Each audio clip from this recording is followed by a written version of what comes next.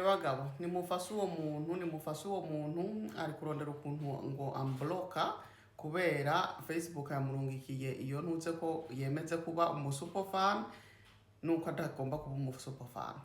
Mugabo reka tugufashe, nta mutima mubi dufise.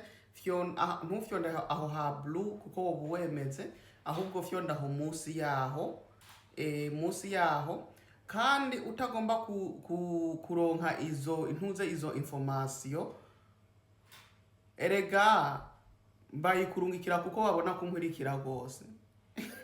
Wibaze ngo ni jewe ndayikurungikiye? Ni Facebook yayikurungikiye bivanye n'umwanya ukoresha kundeba.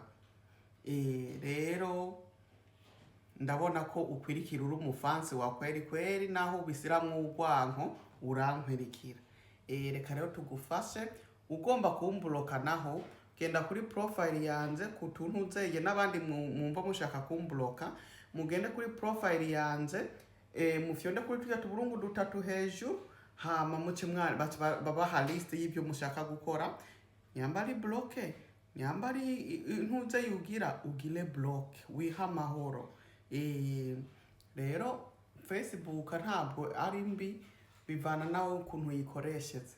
Uzanyeho umutima mubi ntacyo kuramo. Sawa rero, ndizere ko tugufasize canke urabe ko uwundi muntu yogufasha abizi ngene ba block umuntu. Okay?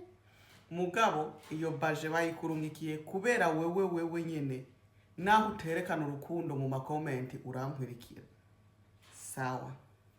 Bye.